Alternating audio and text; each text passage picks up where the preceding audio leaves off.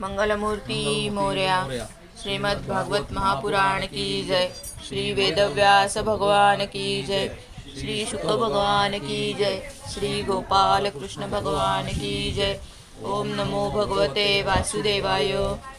स्कंद 10 अध्याय 69। देवर्षी नारदांनी भगवंतांचा गृहस्थाश्रम पाहणे। श्री शुक म्हणतात, देवर्षी नारदांनी जेव्हा ऐकले की भगवान श्रीकृष्णांनी नरकासुराला मारून एकट्यानेच हजारो राजकुमारींशी विवाह केला आहे, तेव्हा भगवंतांचा गृहस्थाश्रम पाहावा अशी इच्छा त्यांच्या मनात निर्माण झाली. ते विचार करू लागले, अहो, श्रीकृष्णांनी एकाच शरीराने एकाच वेळी 16,000 महालांमध्ये वेगवेगळ्या 16,000 राजकुमारींचे पाणीग्रहण केले. हे केवढे आश्चर्य आहे. या उत्सुकतेने देवर्षी नारद भगवंतांची ही लीला पाहण्यासाठी द्वारकेत आले. तेथील उपवने आणि उद्याने फुलांनी लहडलेली होती. त्यावर निरनिराळ्या प्रकारचे पक्षी किलबिलत होते आणि भ्रमर गुंजारव करीत होते. निर्मळ पाण्याने भरलेल्या सरोवरामध्ये निळी, लाल आणि शुभ्र रंगांची निरनिराळ्या जातींची कमळे उमललेली होती. यामध्ये हंस आणि सारस किलबिल करीत होते. तेथे स्फटिकाचे आणि चांदीचे 9 लक्ष महाल होते. तेथील पाचूंच्या फरशा कांतीने झगमगत होत्या. तेथे सोने आणि रत्नांच्या पुष्कळ वस्तू होत्या. राजमार्ग, इतर रस्ते, चौक, बाजार, घोडे, हत्ती, जनावरे इत्यादी बांधण्याची ठिकाणे, सभागृहे आणि मंदिरे यांमुळे नगराचे सौंदर्य अधिकच खुलून दिसत होते. तेथील सडका, अंगणे, चौक आणि देवड्या या ठिकाणी सडे घातले होते. पताका व ध्वज यांमुळे रस्त्यांवर ऊन लागत नव्हते.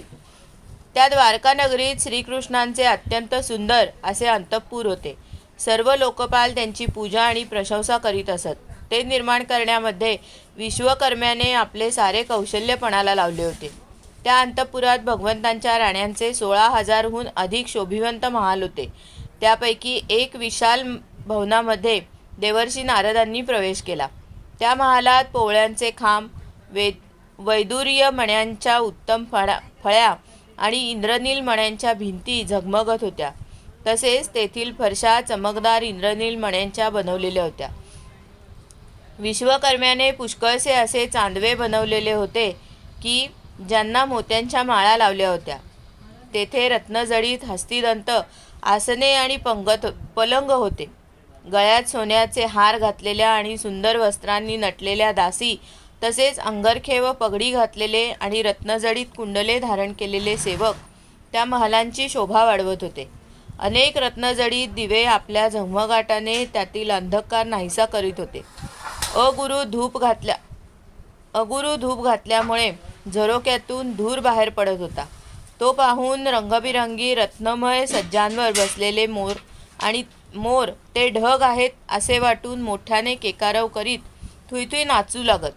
देवर्षी नारदांना असे दिसले की भगवान श्रीकृष्ण रुक्मिणीबरोबर तेथे असून ती स्वतः भगवंतांना सोन्याची दांडी असलेल्या चौरीने वारा घालत आहे. तसेच तेथे रुक्मिणीसारख्याच गुण, रूप, वय आणि वेशभूषा असलेल्या हजारो दासीसुद्धा दिसत आहेत. नारदांना पाहताच सर्व धार्मिक लोकांचे मुकुटमणी भगवान श्रीकृष्ण रुक्मिणीच्या पलंगावरून लगेच उठून उभे राहिले. देवर्षी नारदांच्या चरणी त्यांनी मुकुट असलेल्या मस्तकाने प्रणाम केला आणि हात जोडून त्यांना आपल्या आसनावर बसवले. भगवान श्रीकृष्ण चराचर जगाचे परम गुरु आहेत आणि त्यांच्या चरणांपासून निघालेले गंगाजळ सगळ्या जगाला पवित्र करणारे आहे, यात बिलकुल शंका नाही. तरीसुद्धा ते संतांचे परम आदर्श होते. शिवाय त्यांचे ब्रह्मण्य देव हे त्यांच्या गुणांना अनुरूप असेच नावही आहे. म्हणूनच त्यांनी स्वतः नारदांची पाद्यपूजा करून ते चरणामृत आपल्या मस्तकी धारण केले. नराचे मित्र पुराण ऋषी भगवान नारायणांची शास्त्रोक्त पद्धतीने देवर्षी नारदांनी पूजा केली.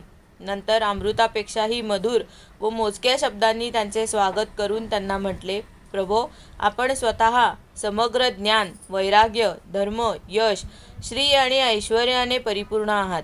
तरीही आम्ही आपली कोणती सेवा करावी? नारद म्हणाले, भगवन, आपण सर्व लोकांचे स्वामी आहात. आपली सर्वांची मैत्री आहे. तरीही आपण दुष्टांना शासन करता. यात काही आश्चर्य नाही. हे परमयशस्वी प्रभो, आपण जगाचे पालन आणि रक्षण करण्याबरोबरच जीवांचे श्रेष्ठ कल्याण करण्यासाठी स्वेच्छेने अवतार धारण केला आहे, हे आम्ही चांगल्या रीतीने जाणतो. आज आपल्या चरणकमलांचे मला दर्शन झाले, ही अत्यंत भाग्याची गोष्ट आहे. आपली हे कमले सर्व लोकांना मोक्ष देण्यास समर्थ आहेत. ज्यांचे ज्ञान अमर्याद आहे असे ब्रह्मदेव, शंकर इत्यादी देव आपल्या हृदयामध्ये त्यांचे चिंतन करत असतात. आपले हे चरण संसाररूप विहिरीत पडलेल्या लोकांना बाहेर येण्याचे साधन आहे. आपण माझ्यावर अशी कृपा करा की आपल्या चरणकमलांचे मला नेहमी स्मरण राहावे आणि मी त्यांच्या ध्यानात तन्मय असावे.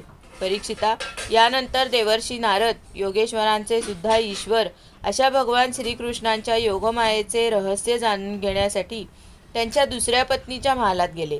तेथेही त्यांनी असे पाहिले की भगवान आपली प्रिया आणि उद्धव यांच्याबरोबर द्यूत खेळत आहेत. तेथे सुद्धा भगवंतांनी उभे राहून त्यांचे स्वागत केले, आसनावर बसवले आणि मोठ्या भक्तिभावाने त्यांची पूजा केली. यानंतर भगवंतांनी आपल्याला काहीच माहीत नाही असे दाखवत नारदांना विचारले, आपण केव्हा आलात? आपण तर सर्व दृष्टींनी परिपूर्ण आहात. अपूर्ण अशा आम्ही आपली काय सेवा करावी? तरीसुद्धा हे ब्रह्मन, आपण आम्हाला आपल्या सेवेची संधी देऊन आमचा जन्म सफळ करा. हे ऐकून चकित झालेले नारद तेथून गुपचूपपणे दुसऱ्या महालाकडे निघून गेले. नारदांना त्या महालात श्रीकृष्ण आपल्या लहान लहान मुलांना खेळवत आहेत असे दिसले. तेथून पुढच्या महालात गेले तर भगवान स्नानाला जाण्याची तयारी करीत आहेत असे त्यांनी पाहिले. कोठे ते हवन करीत आहेत तर कोठे पंचमहायज्ञ करीत आहेत, कोठे ब्राह्मणांना भोजन देत आहेत तर कोठे त्यांच्या भोजनोत्तर स्वतः अन्न ग्रहण करीत आहेत, कोठे संध्या करीत आहेत तर कोठे मौन धारण करून गायत्री मंत्राचा जप करत आहेत, कोठे हातात ढाल तलवार घेऊन ते चालवण्याचा सराव करीत आहेत, कोठे घोडे, हत्ती किंवा रथावर स्वार होऊन फिरत आहेत तर कोठे पलंगावर झोपले आहेत, कोठे भाट त्यांची स्तुती करीत आहेत.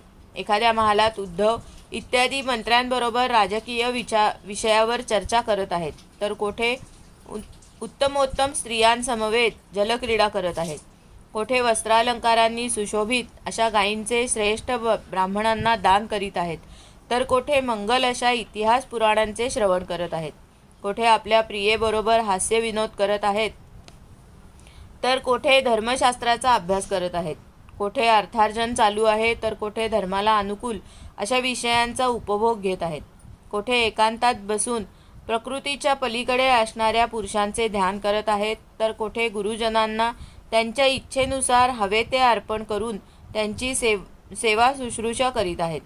ते कोणाबरोबर युद्धासंबंधी बोलत आहेत तर कोणासोबत तहासंबंधी, कोठे ते बलरामांबरोबर बसून सत्पुरुषांचे कल्याण करण्याबाबत विचार करत आहेत. योग्य वेळ आल्याने कोठे पुत्र आणि कन्या यांचे उचित अशा पत्नी आणि वरांबरोबर शास्त्रानुसार थाटामाटात विवाह लावून देत आहेत,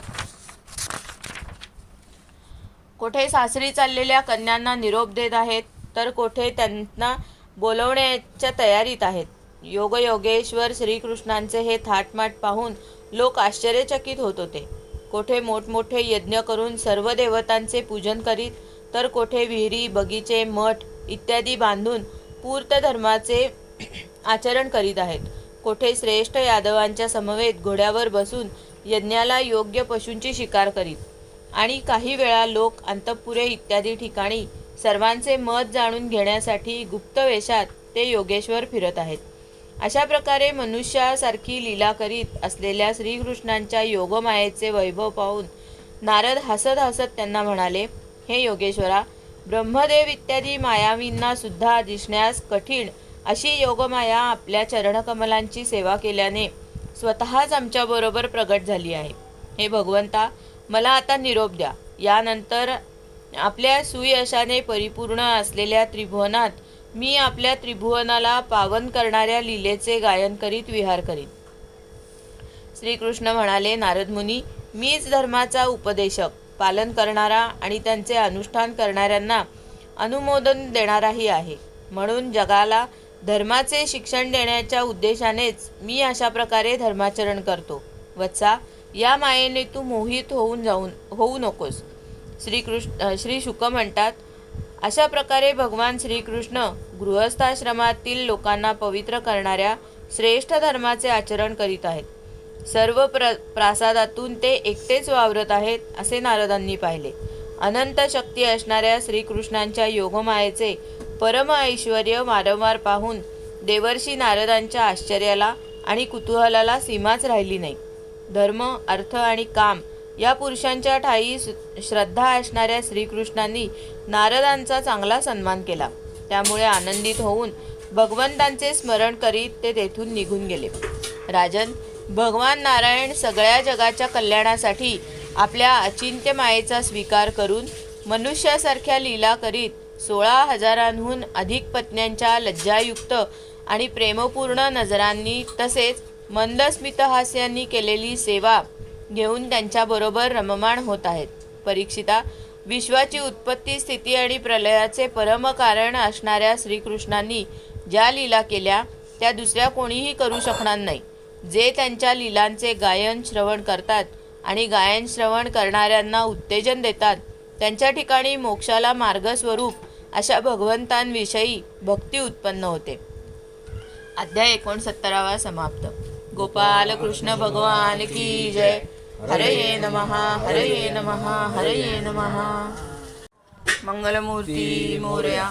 श्रीमद्भागवत महापुराण की जय. श्री वेदव्यास भगवान की जय. श्री शुक भगवान की जय. श्री गोपाल कृष्ण भगवान की जय. ओम नमो भगवते वासुदेवाय. स्कंद 10 अध्याय 70. भगवान श्रीकृष्णांची दिनचर्या आणि जरासंधाच्या कैदी राजांच्या दूतांचे त्यांच्याकडे येणे. श्री शुक म्हणतात, जेव्हा पहाटे कोंबडे आरवू लागत तेव्हा ज्यांच्या गळ्यात श्रीकृष्णाचा हात असे त्या श्रीकृष्ण पत्न्या विरहाच्या भयाने व्याकुळ होऊन त्या कोंबड्यांना शिव्या शाप देत. त्यावेळी पारिजातकाच्या वनातील वाऱ्याने जागे झालेले पक्षी भाटांप्रमाणे भगवान श्रीकृष्णांना जागवण्यासाठी मधुर किलबिलाट करीत आणि भ्रमर गुंजारव करीत. प्रियतमाच्या बाहूत असलेल्या रुक्मिणीला तर आता आलिंगन सोडावे लागणार म्हणून अत्यंत पवित्र असा ब्राह्ममुहूर्त सुद्धा येऊच नयेसा वाटत असे. श्रीकृष्ण दररोज ब्राह्ममुहूर्तावर उठून हातपाय तोंड धुवून प्रसन्न अंतःकरणारे मायातीत आत्मस्वरूपाचे ध्यान करीत. ते आत्मस्वरूप अखंड स्वयंप्रकाश निरुपाधिक व अविनाशी आहे. ते स्वभावताच अविद्यारहित आहे. या जगाच्या उत्पत्ती, स्थिती व लयाला कारण असणाऱ्या त्या आत्म्याच्या शक्तीमुळेच त्यांची सत्ता व आनंद यांचा अनुभव येतो. त्यालाच ब्रह्म असे नाव आहे. नंतर सदाचरण तत्पर असे ते विधीपूर्वक निर्मळ आणि पवित्र पाण्याने स्नान करीत. मग स्वतः धोतर नेसून व उपरणे पांघरून संध्या वंदनादी कर्मे करीत. त्यानंतर हवन करून मौन धरून गायत्री मंत्राचा जप करीत. यानंतर ज्ञानी असे ते सूर्योदयाच्या वेळी सूर्याचे उपस्थान करीत आणि आपल्या अंशस्वरूप असलेल्या देव, ऋषी व पितरांना उद्देशून तर्पण करीत. नंतर ज्येष्ठ व आदरणीय ब्राह्मणांची विधीपूर्वक पूजा करून त्यांना वस्त्रालंकार देऊन दररोज प्रत्येकी एक बद्ध दुधाळ प्रथमच व्यालेल्या वासरू असणाऱ्या शांत स्वभावाच्या गायी रेशमी वस्त्र, मृगचर्म आणि तीळ यासह दान करीत. त्यावेळी त्यांना सुंदर वस्त्रे आणि मोत्यांच्या माळा घातल्या जात. त्यांच्या शिंगांना सोने आणि खुरांना चांदी मढवलेली असे. त्यानंतर आपल्याच विभूती रूप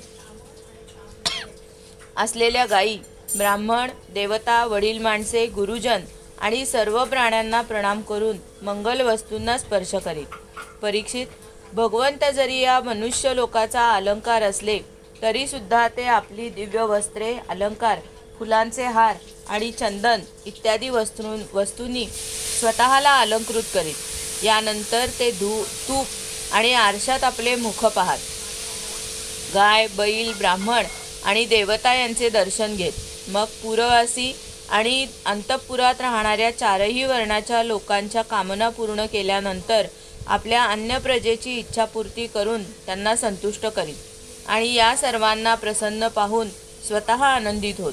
फुलांच्या माळा, तांबूल, चंदन इत्यादी वस्तू ते अगोदर ब्राह्मणांना देत, नंतर स्वजन, मंत्री आणि राण्यांना वाटीत व नंतर स्वतः उपयोगात आणीत. तोपर्यंत त्यांचा सारथी सुग्रीव इत्यादी घोडे जुंपलेला अत्यंत अद्भुत रथ घेऊन येई आणि प्रणाम करून भगवंतांच्या समोर उभा राही।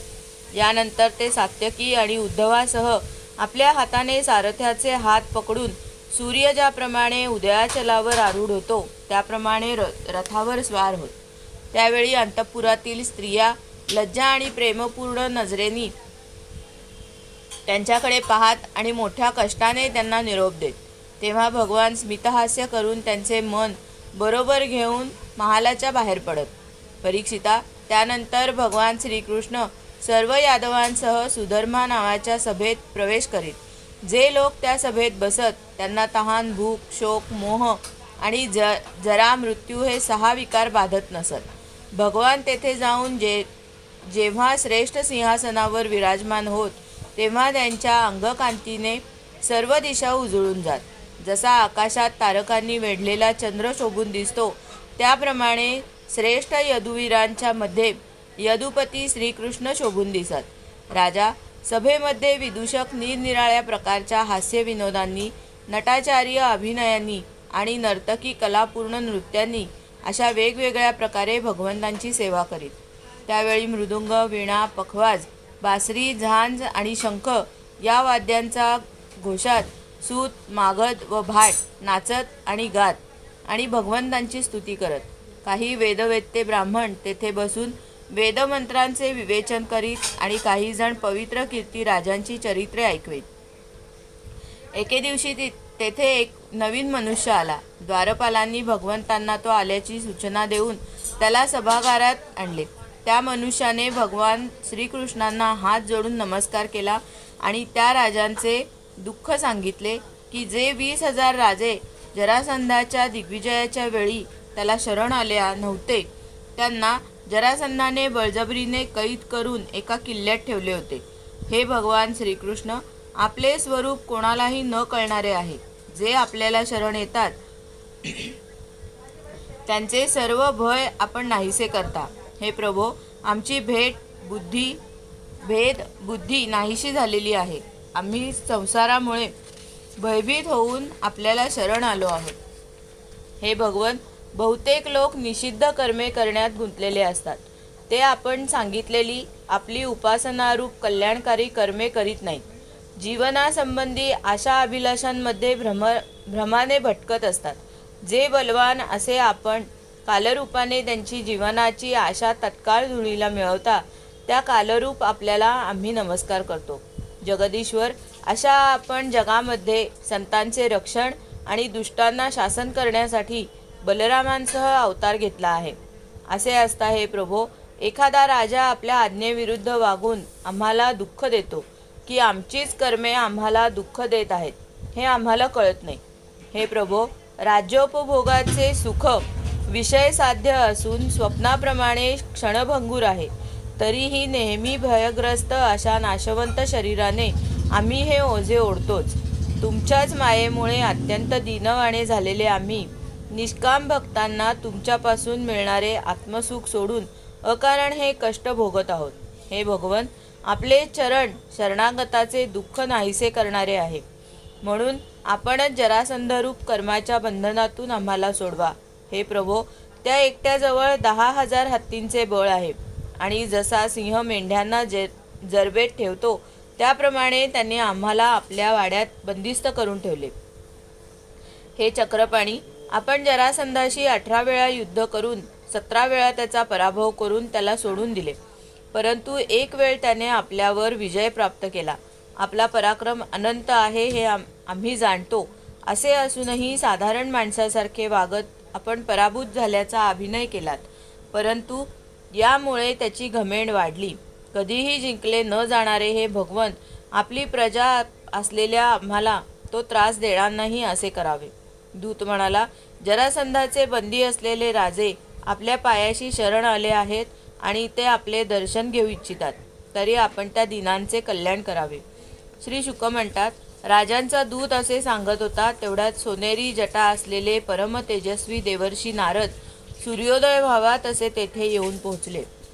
ब्रह्मदेव इत्यादी सर्व लोकपालांचे स्वामी भगवान श्रीकृष्ण त्यांना पाहताच सभासद आणि सेवकांसह आनंदाने उठून उभे राहिले आणि मस्तक लवून त्यांना वंदन करू लागले.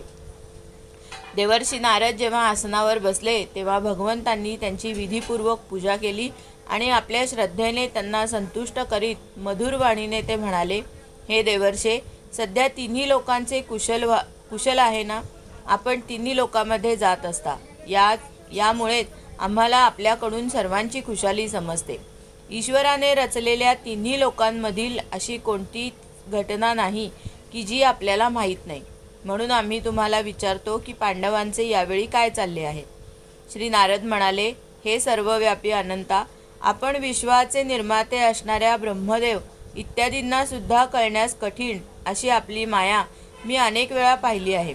लाकडात गुप्त असलेला अग्नी जसा स्वतःचे तेज लपवून ठेवतो, तसे आपण चराचरामध्ये आपल्या अचिंत्य शक्तीने गुप्तपणे व्यापून राहिलेले आहात. म्हणून आपण जे विचारित आहात त्याबद्दल मला काहीही आश्चर्य वाटत नाही. हे भगवन, आपण आपल्या मायेनेच या जगाची निर्मिती आणि संहार करता. आपल्या मायेमुळेच ते असत्य असूनही सत्य असल्यासारखे वाटते. आपण जेव्हा काय करू इच्छिता हे चांगल्या तऱ्हेने कोणाला कळणार आहे? ज्यांचे स्वरूप अचिंतनीय आहे त्या आपल्याला आम्ही नमस्कार करतो. या अनर्थकारक शरीरांमुळे जीव जन्ममृत्यूच्या चक्रात फिरत राहतो व यातून मुक्त कसे व्हावे हे तो जाणत नाही.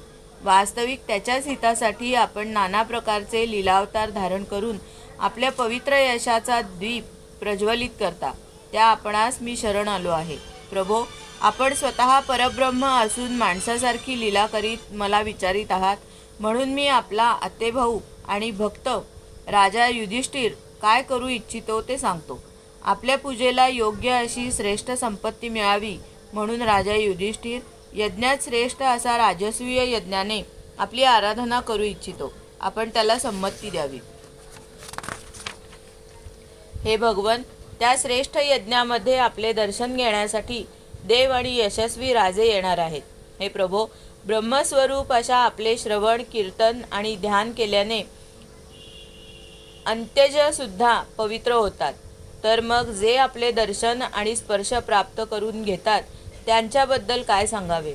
हे त्रिभुवन मंगला, ज्याप्रमाणे आपली चरणामृतधारा स्वर्गामध्ये मंदाकिनी, पाताळात भोगवती आणि मृत्यूलोकात गंगा या नावाने वाहत जाऊन साऱ्या विश्वाला पवित्र करीत आहे, त्याचप्रमाणे आपली निर्मळ कीर्ती सर्व दिशांमध्ये विस्तारली असून तिने स्वर्ग, पृथ्वी आणि पाताळ व्यापले आहे.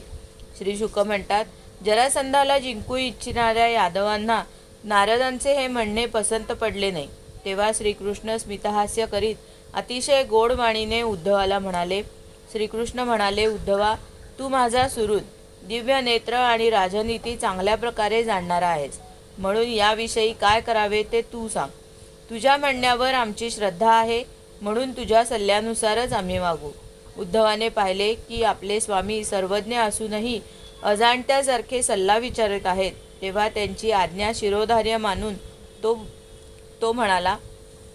अध्याय 17 समाप्त. गोपाल कृष्ण भगवान की जय. हरये नमः, हरये नमः, हरये नमः. मंगलमूर्ती मोरया. श्रीमद् भागवत महापुराण की जय. श्री वेदव्यास भगवान की जय. श्री शुक भगवान की जय. श्री गोपाल कृष्ण भगवान की जय. ओम नमो भगवते वासुदेवाय. स्कंद 10 अध्याय 71.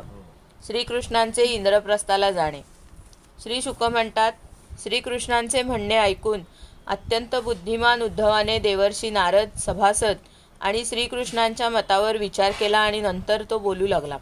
उद्धव म्हणाला, भगवन, देवर्षी नारदांनी सांगितल्याप्रमाणे आपण आतेभाऊ पांडवांच्या यज्ञात जाऊन त्यांना सहाय्य केले पाहिजे. त्याचबरोबर शरणागताचे रक्षण करणे हेही आपले कर्तव्यच आहे. हे प्रभो, जो सर्व दिशांवर विजय मिळवतो तोच राजसूय यज्ञ करू शकतो. तेव्हा जरासंधाला जिंकण्यामुळे पांडवांचा यज्ञ आणि शरणागताचे रक्षण या दोन्ही गोष्टी साधतील असे मला वाटते. शिवाय यामुळेच हे गोविंदा आमचेही मोठे काम होईल. त्याचबरोबर कैद केलेले राजे मुक्त केल्याने आपली सर्वत्र कीर्ती होईल. जरासंध इतर बलवानांनाही जिंकण्यासारखा नाही, कारण त्याला 10,000 हत्तीचे बळ आहे. त्याला फक्त तुल्यबळ भीमसेनच पराभूत करू शकतो. त्याला द्वंद्वयुद्धातच जिंकले पाहिजे. 100 औक्षयणी सेना घेऊन युद्धात उतरेल तेव्हा नको. जरासंध हा ब्राह्मण भक्त आहे. जर ब्राह्मणांनी त्याच्याकडे याचना केली तर तो त्याला विन्मुख पाठवत नाही. म्हणून भीमसेनाने ब्राह्मणाचा वेश घेऊन त्याच्याकडे भिक्षा मागावी. आपल्या उपस्थितीमध्ये द्वंद्वयुद्धात भीमसेन त्याला मारील याविषयी शंका नाही. हे प्रभो, आपण सर्वशक्तिमान, रूपरहित, कालस्वरूप आहात. विश्वाची निर्मिती आणि प्रलय आपल्याच शक्तीने होतात. ब्रह्मदेव आणि शंकर हे केवळ निमित्त मात्र आहेत. तेव्हा कैदखान्यात पडलेल्या राजांच्या राण्या स्वतःच्या महालात आपल्या या विशुद्ध लीलेचे गायन करतील की आपण त्यांच्या शत्रूचा नाश केलात आणि त्यांच्या पतींना सोडवलेत. यापूर्वी ज्याप्रमाणे गोपी स्वतःला शंखचूडापासून सोडवण्याचा पराक्रम गात, शरणागत मुनिगण, गजेंद्र आणि जानकीच्या उद्धाराची लीला गात, तसेच आम्ही आपल्या मातापित्यांना कंसाच्या कारागृहातून सोडवलेल्या लीलेचे गायन करीत असतो. म्हणून हे श्रीकृष्णा, जरासंधाचा वध पुष्कळ गोष्टी साध्य करून देईल. बंदिस्त राजांच्या पुण्यप्रभावाने किंवा जरासंधाच्या पापप्रभावाने आपणही यावेळी राजसूय यज्ञ होणेच पसंत करीत आहात. श्री शुक म्हणतात, परीक्षिता, उद्धवाचा हा सल्ला सर्व प्रकारे हितकारक होता, शिवाय खोदून काढता येणारा नव्हता. देवर्षी नारद, यदुवंशातील ज्येष्ठ, श्रेष्ठ आणि स्वतः श्रीकृष्णांनी सुद्धा त्यांचे म्हणणे मनापासून मान्य केले.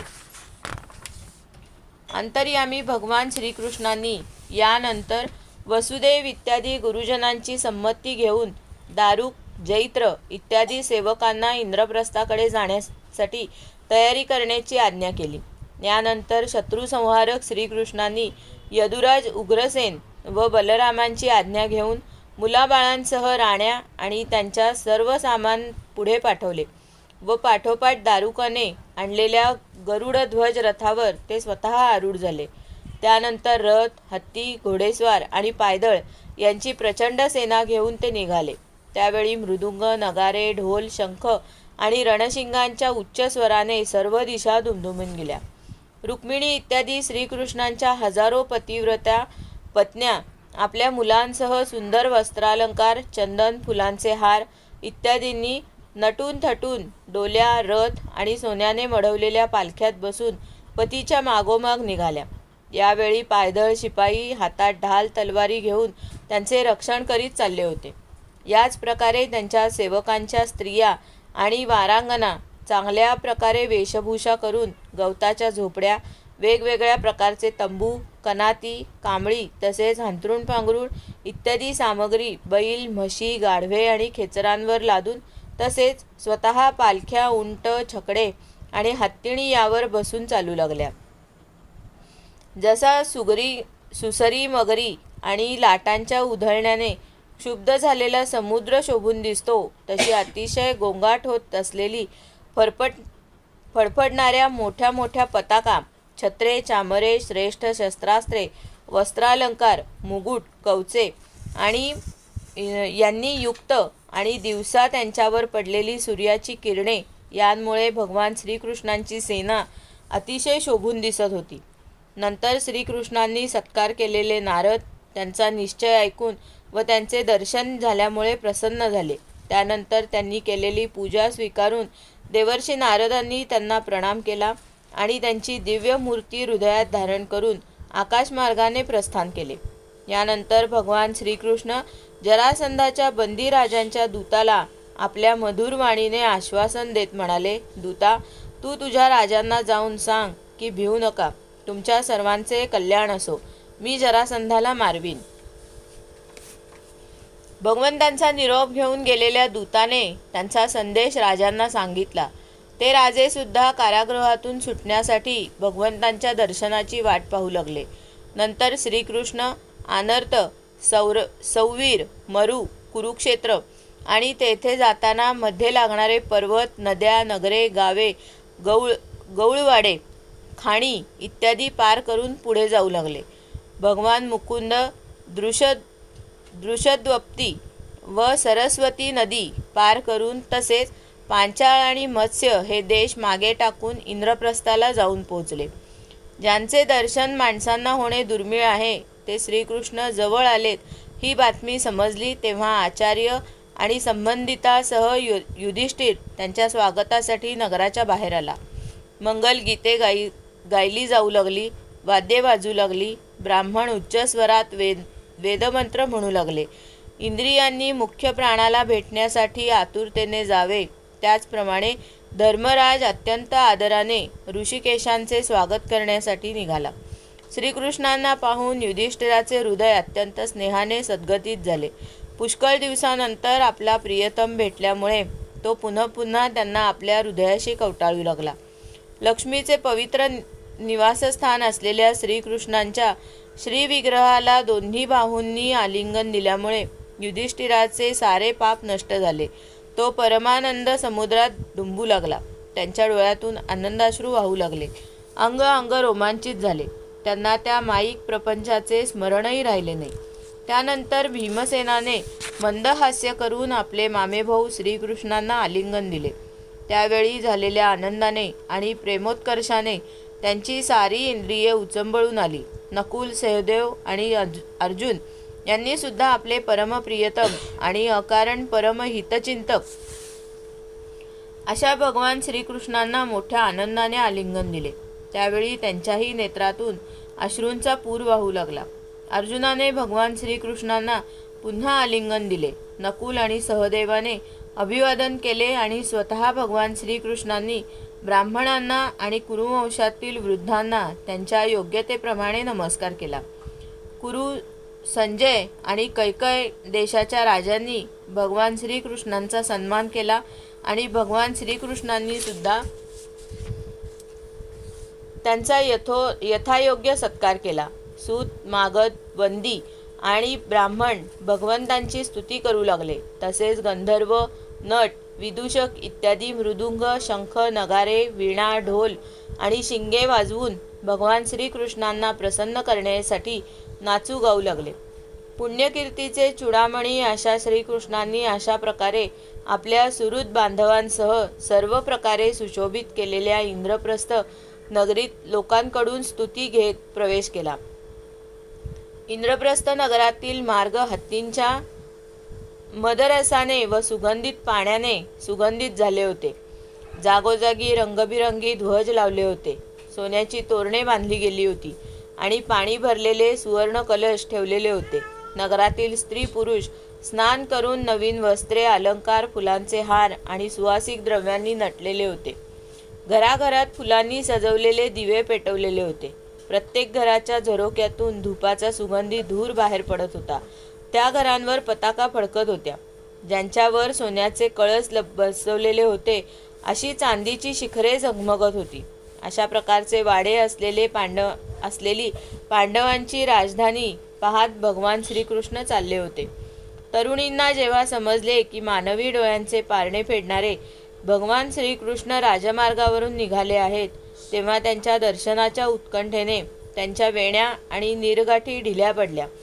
काहींनी घरातील काम अर्धवट सोडून दिले तर काही जणी शय्येवर झोपलेल्या पतींना सुद्धा सोडून देऊन श्रीकृष्णाच्या दर्शनासाठी धावतच राजमार्गावर आल्या. सडकेवर हत्ती, घोडे, रथ आणि पायदळ सेना यांची एकच गर्दी होती. त्या स्त्रियांनी गच्चांवर चढून सपत्नीक श्रीकृष्णाचे दर्शन घेतले. त्यांच्यावर पुष्पवर्षाव केला आणि मनोमन त्यांना आलिंगन देऊन प्रेमपूर्ण मंद हास्ययुक्त नजरेने त्यांचे स्वागत केले. चंद्राभोवती असणाऱ्या ताऱ्याप्रमाणे श्रीकृष्णांच्या पत्न्यांना राजमार्गावर पाहून नगरातील स्त्रिया आपापसात म्हणू लागल्या की या भाग्यवान राण्यांनी असे कोणते पुण्य केले असावे ज्यामुळे पुरुषोत्तम श्रीकृष्ण आपले दिव्य हास्य आणि विलासपूर्ण नजरेने त्यांच्याकडे पाहून त्यांच्या डोळ्यांना परम आनंद देत आहेत. श्रीकृष्ण अशा प्रकारे जात असता निष्पाप शिल्पकारांनी ठिकठिकाणी त्यांना भेटून अनेक मंगल वस्तूंनी त्यांची पूजा करून त्यांचे स्वागत केले. श्रीकृष्णांना पाहून अंतःपुरातील स्त्रियांनी घाईघाईने येऊन प्रेमपूर्ण डोळ्यांनी भगवंतांचे स्वागत केले. त्याचा स्वीकार करून श्रीकृष्ण राजवाड्यात आले. आपल्या त्रिभुवनपती भाचा श्रीकृष्ण याला जेव्हा कुंतीने पाहिले तेव्हा तिचे हृदय प्रेमाने भरून आले. पलंगावरून उठून ती सुनांसह पुढे आली आणि तिने भाच्याला छातीशी धरले. युधिष्ठिराने देवदेवेश्वर भगवान श्रीकृष्णांना राजमहालात आदरपूर्वक आणले. पण तेव्हा आनंदाच्या भरात भगवंतांची पूजा कशी करावी हेच राजा विसरून गेला. राजा भगवान श्रीकृष्णांनी आत्या कुंती आणि वडील मंडळींच्या पत्न्यांना अभिवादन केले. त्यांची बहीण सुभद्रा आणि द्रौपदीने भगवंतांना नमस्कार केला. सासूने सांगितल्याप्रमाणे द्रौपदीने वस्त्रे, अलंकार, पुष्पहार इत्यादीद्वारा रुक्मिणी, सत्यभामा, भद्रा, जांबवंती, कालिंदी, मित्रविंदा, लक्ष्मणा आणि सत्या या भगवान श्रीकृष्णांच्या पट्टराण्यांचा व तेथे आलेल्या अन्य राण्यांचाही यथायोग्य सत्कार केला. युधिष्ठिराने श्रीकृष्णांना त्यांची सेना, सेवक, मंत्री आणि पत्न्यांना नित्य नवे वाटेल अशा ठिकाणी आरामात राहण्याची व्यवस्था केली. अर्जुनाच्या बरोबर राहून श्रीकृष्णांनी खांडव देऊन अग्नीला तृप्त केले होते आणि त्यातून मयासुराला वाचवले होते. त्या मयासुरानेच युधिष्ठिराला एक दिव्य सभागृह तयार करून दिले होते. युधिष्ठिराला आनंद देण्यासाठी श्रीकृष्ण काही महिने तेथेच राहिले. ते अर्जुनासह वेळोवेळी रथावर स्वार होऊन विहार करण्यासाठी सैनिकांसह इतरत्र जात असत. अध्याय 71 समाप्त. गोपाल कृष्ण भगवान की जय. हरये नमः, हरये नमः, हरये नमः. मंगलमूर्ती मोरया. श्रीमद् भागवत महापुराण की जय. श्री वेदव्यास भगवान की जय. श्री शुक भगवान की जय. श्री गोपाल कृष्ण भगवान की जय. ओम नमो भगवते वासुदेवाय. स्कंद 10 अध्याय 71. 72 अध्याय. पांडवांच्या राजसूय यज्ञाचे आयोजन आणि जरासंधाचा उद्धार. श्री शुक म्हणतात, युधिष्ठिर एके दिवशी मुनी, ब्राह्मण, क्षत्रिय, वैश्य, बंधू, आचार्य, कुळातील ज्येष्ठ, नातलग, संबंधित आणि कुटुंबियांच्या बरोबर राजसभेत बसला होता. सर्वांच्या देखतच श्रीकृष्णांना उद्देशून तो म्हणाला. युधिष्ठिर म्हणाला, हे गोविंदा, यज्ञांचा राजा अशा राजसूय यज्ञाने मी आपल्या पावन विभूती स्वरूप देवतांचे पूजन करू इच्छितो. हे प्रभो, आपण माझा हा संकल्प पुरा करावा. हे कमलनाभा, सर्व अमंगळ नष्ट करणाऱ्या आपल्या चरणकमलांची जे लोक निरंतर सेवा करतात, ध्यान आणि स्तुती करतात, तेच खरे पवित्र होत. ते संसारापासून आपली सुटका करून घेतात आणि जर त्यांनी संसारातील विषयांची इच्छा केली तर त्यांची सुद्धा त्यांना प्राप्ती होते. परंतु अभक्तांना मात्र काहीच मिळत नाही. हे देवदेवा, या लोकांना आपल्या चरणकमलांच्या सेवेचा प्रभाव पाहू देत. कुरुवंशी आणि सृजयवंशी राजांपैकी जे लोक आपले भजन करतात आणि जे करत नाहीत, त्यांच्यामधील अंतर हे प्रभो आपण लोकांना दाखवा. प्रभो, आपण सर्वांचे आत्मा, समदर्शी आणि आत्मानंदाचे साक्षात्कारी आहात. स्वतः ब्रह्म आहात. आपल्या ठाई आपपर भाव नाही. तरीसुद्धा जे आपली सेवा करतात त्यांना कल्पवृक्षाप्रमाणे फळ मिळतेच. त्या फळामध्ये जो कमी अधिकपणा असतो तो सेवेनुसार असतो. या उलट कधी होत नाही. श्री भगवान म्हणाले, हे शत्रूवर विजय मिळवणाऱ्या धर्मराजा, आपला निश्चय अतिशय चांगला आहे. हा यज्ञ केल्याने सर्व लोकांमध्ये आपल्या मंगलमय कीर्तीचा विस्तार होईल. हे राजन, आपला हा महायज्ञ ऋषी, पितर, देवता, संबंधित आम्ही व सर्व प्राणी या सर्वांना प्रिय आहे. पृथ्वीवरील सर्व राजांना जिंकून सर्व पृथ्वी आपल्या ताब्यात घे आणि सर्व सामग्री एकत्रित करून हा महायज्ञ कर. महाराज, तुझे हे 4ही भाऊ लोकपालांच्या अंशापासून जन्मले आहेत. संयमी अशा तू इंद्रियांवर ताबा नसणाऱ्यांना प्राप्त न होणाऱ्या मला जिंकून घेतले आहेस. जगात देवसुद्धा तेज, यश, लक्ष्मी किंवा ऐश्वर यांच्या बळावर माझ्या भक्तांचा पराभव करू शकणार नाही. मग एखाद्या राजाची काय कथा. श्री शुक म्हणतात, भगवंतांचे म्हणणे ऐकून संतुष्ट झालेल्या युधिष्ठिराचे मुखकमल प्रफुल्लित झाले. त्याने श्रीकृष्ण तेजाने अधिक प्रभावशाली बनलेल्या आपल्या भावांना दिग्विजय करण्याची आज्ञा दिली. त्याने सृजयवंशी वीरांवर सहदेवाला दक्षिण दिशेकडे नकुलाला मत्स्य देशीय वीरांसह पश्चिमेकडे, अर्जुनाला केकय देशीय वीरांसह उत्तरेकडे आणि भीमसेनाला मद्रदेशीय वीरांसह पूर्व दिशेकडे पाठवले. परीक्षिता, त्या वीरांनी आपल्या सामर्थ्याने सर्व दिशांकडील राजांना जिंकले आणि यज्ञ करू इच्छिणाऱ्या युधिष्ठिराला विपुल धन आणून दिले. अजून जरासंध अजिंक्य आहे हे ऐकून राजाला काळजी वाटू लागली. त्यावेळी श्रीकृष्णांनी उद्धवांनी सांगितलेला उपाय त्याला सांगितला. परीक्षिता, यानंतर भीमसेन, अर्जुन आणि श्रीकृष्ण हे तिघेही ब्राह्मणांचा वेश घेऊन गिरिव्रजाला गेले. तेथे जरासंध राहत होता. राजा जरासंध ब्राह्मणांचा भक्त आणि गृहस्थोचित धर्माचे पालन करणारा होता. वरील तिघे क्षत्रिय ब्राह्मणांचा वेश घेऊन अतिथी सत्काराच्या वेळी जरासंधाकडे गेले आणि त्यांनी त्यांच्याकडे याचना केली. राजन, आपले कल्याण असो. आम्ही तिघेजण आपले अतिथी म्हणून आलो आहोत आणि फार लांबून आलो आहोत, म्हणून आम्ही मागू ते आम्हाला द्यावे. सहनशील माणसे काय करू शकत नाहीत? दुष्ट माणसांना न करण्यासारखे काय असते? उदार पुरुष काय देऊ शकत नाहीत? आणि समदर्शी असणाऱ्याला परका कोण आहे? जो मनुष्य स्वतः समर्थ असूनही या नाशवान शरीराने सज्जनांनी वाखाणण्याजोगे अविनाशी यश मिळवत नाही, त्याची निंदा करावी तेवढीच थोडीच. त्याच्याविषयी शोक करणे योग्य आहे. राजन, हरिश्चंद्र, रंतीदेव, धान्याचे शेतात पडलेले दाणे वेचून उदरनिर्वाह करणारे मुद्गल, शिबी, बली, व्याध, कपोत इत्यादी पुष्कळांना व्यक्तींनी अतिथीला आपले सर्वस्व देऊन या नाशवान शरीराने अविनाशी पद प्राप्त करून घेतले. श्री शुक म्हणतात, जरासंधाने त्या लोकांचा आवाज, त्यांचे रूप, मनगटांवर धनुष्याच्या दोरीने पडलेले घट्टे आणि ही चिन्हे पाहून ते क्षत्रिय आहेत हे ओळखले. आता त्यांना पूर्वी कोठे पाहिले असावे याविषयी तो आठवू लागला. हे खात्रीने क्षत्रिय असून ब्राह्मणांचा वेश घेऊन आले आहेत, म्हणून त्यांना मी याचना केल्यास देण्यास कठीण असे माझे शरीरही देईन.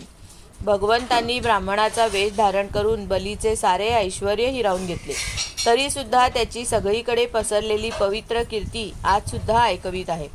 भगवंतांनी इंद्राची राजलक्ष्मी बलीकडून काढून घेऊन त्याला परत देण्यासाठीच ब्राह्मणाचे रूप धारण केले होते हे माहीत असूनही आणि शुक्राचार्यांनी अडवूनही दैत्यराजाने त्यांना पृथ्वीचे दान दिले होते. जो क्षत्रिय ब्राह्मणांसाठी आपले जीवन खर्ची घालून या नाशवान शरीराने विपुल यश संपादन करत नाही, त्याच्या जगण्याला काय अर्थ आहे? उदार अंतःकरणाच्या जरासंधाने असा विचार करून श्रीकृष्ण, अर्जुन आणि भीमसेनाला म्हटले, ब्राह्मणांनो, आपणास पाहिजे ते मागा. मी आपल्याला माझे मस्तकसुद्धा द्यायला तयार होईल. श्रीकृष्ण म्हणाले, राजेंद्रा, आम्हाला अन्न नको. आम्ही क्षत्रिय आपल्याकडे युद्धासाठी आलो आहोत. आपली इच्छा असेल तर आपण आम्हास द्वंद्वयुद्धाची भिक्षा द्यावी. हे पहा, हा पांडुपुत्र भीमसेन आहे आणि हा याचा भाऊ अर्जुन आहे. मी या दोघांचा मामे भाऊ व तुझा शत्रू कृष्ण आहे. श्रीकृष्णांनी असे सांगितले तेव्हा राजा जरासंध खो खो हसू लागला आणि मग चिडून म्हणाला, अरे मूर्खांनो, तुम्हाला जर युद्धच हवे असेल तर ते देतो, परंतु कृष्णा, तू भित्रा आहेस. युद्धामध्ये तू माझ्या भीतीने मथुरा नगरी सोडून समुद्राला शरण गेलास, म्हणून मी तुझ्याशी लढणार नाही. हा अर्जुनसुद्धा वयाने माझ्यापेक्षा लहान असून माझ्या बरोबरीचा बलवान वीर नाही, म्हणून मी याच्याबरोबर लढणार नाही. हा भीमसेन मात्र माझ्यासारखाच बलवान आहे. असे म्हणून जरासंधाने भीमसेनाला एक मोठी गदा दिली आणि स्वतः दुसरी गदा घेऊन तो नगराच्या बाहेर आला. नंतर युद्धाची खुमखुमी असलेले दोन्ही वीर सपाट रणभूमीवर येऊन एकमेकांना भिडले आणि आपल्या व्रजासारख्या प्रचंड गदेने एकमेकांवर प्रहार करू लागले. ते डावीकडे उजवीकडे असे वेगवेगळे पवित्रे बदलत असता असे शोभून दिसत होते की जणू काही दोन श्रेष्ठ नट रंगमंचावर युद्धाचा अभिनय करीत आहेत. परीक्षिता, जेव्हा एकाची गदा दुसऱ्याच्या गदेला टक्कर देत असे तेव्हा वाटे की झुंजणाऱ्या दोन हत्तींच्या दातांचा खटखट आवाज होत आहे किंवा विजांचा कडकडाट होत आहे. जेव्हा दोन हत्ती अतिशय रागाने झुंजू लागतात आणि रुईच्या फांद्या मोडून एकमेकांना त्यांचे तडाखे देतात, त्यावेळी त्या फांद्यांचे तुकडे तुकडे होतात. त्याप्रमाणे जेव्हा जरासंध आणि भीमसेन बाहुबलाने आपापल्या गदांचे एकमेकांचे खांदे, कंबर, पाय, हात, मांड्या आणि खांद्याचे सांधे यावर वार करू लागले तेव्हा त्यांच्या गदांचा चुराडा झाला. अशा प्रकारे जेव्हा गदांचा चक्काचूर झाला तेव्हा ते दोघेही वीर रागाने ठोसे लगावून एकमेकांचे चूर्ण करण्याचा प्रयत्न करू लागले. त्यांचे ठोसे म्हणजे जणू लोखंडी हातोड्याचेच वार होते. 2 हत्तींप्रमाणे लढणाऱ्या त्यांच्या थपडा आणि ठोशांचा आवाज विजेच्या कडकडाटाप्रमाणे भासत होता. परीक्षिता, जरासंध आणि भीमसेन या दोघांचेही युद्धातील कौशल्य, बळ आणि उत्साह सारखाच होता. दोघांची शक्ती जराही कमी झाली नव्हती. त्यामुळे जय पराजयाचे चिन्ह दिसेना. दोघेही वीर रात्रीच्या वेळी मित्रासारखे राहत आणि दिवसा अटीतटीने लढत. महाराज, अशा प्रकारे लढता लढता त्यांचे 27 दिवस निघून गेले. राजा, 28व्या दिवशी भीमसेन आपला मामेभाऊ श्रीकृष्णाला म्हणाला, माधवा, युद्धामध्ये मी जरासंधाला जिंकू शकणार नाही. श्रीकृष्णांना जरासंधाचे जन्ममृत्यू माहीत होते. तसेच जरा नावाच्या राक्षसिणीने जरासंधाच्या शरीराचे 2 तुकडे जोडून त्याला जीवदान दिले आहे हेही जाणत होते. म्हणून त्यांनी भीमसेनाला शरीरामध्ये आपल्या शक्तीचा संचार करून त्याला बळ देत जरासंधाच्या वधाच्या युक्तीविषयी विचार केला. त्यांनी त्याच्या मृत्यूचा उपाय जाणून एक फांदी मधोमध चिरली आणि खूण म्हणून भीमसेनाला दाखवली. विराग्रणी परमशक्तिशाली भीमसेनाने श्रीकृष्णांचा अभिप्राय जाणून जरासंधाचे पाय धरून त्याला जमिनीवर आपटले. नंतर त्याने त्याचा एक पाय आपल्या हाताने खाली दाबला आणि दुसरा आपल्या दोन्ही हातांनी पकडला. त्यानंतर भीमसेनाने हत्ती ज्याप्रमाणे झाडाची फांदी चिरतो त्याप्रमाणे गुदद्वारापासून त्याचा मधोमध चिरले. तेव्हा लोकांना जरासंधाच्या शरीराचे एक पाय, मांडी, अंडकोश, कंबर, पाठ, स्तन, खांदा, भुजा, डोळे, भुवया आणि कान या वेगवेगळे झालेले 2 तुकडे दिसले. मगधराज जरासंधाचा मृत्यू झाल्यावर तेथील प्रजेमध्ये हाहाकार उडाला. त्याचवेळी श्रीकृष्ण आणि अर्जुनाने भीमसेनाला मिठी मारून त्यांचा गौरव केला. सर्व शक्तिमान, ज्यांचे स्वरूप जाणणे कठीण, जे सर्व प्राण्यांचे जीवनदाते आहेत, त्या श्रीकृष्णांनी जरासंधाच्या राज्यावर त्याचा मुलगा सहदेव याला मगधाधिपती म्हणून अभिषेक केला आणि जरासंधाने ज्या राजांना कैद करून ठेवले होते त्यांची कारागृहातून सुटका केली. अध्याय 72 समाप्त. गोपाल कृष्ण महाराज की जय. हरये नमः, हरये नमः, हरये नमः.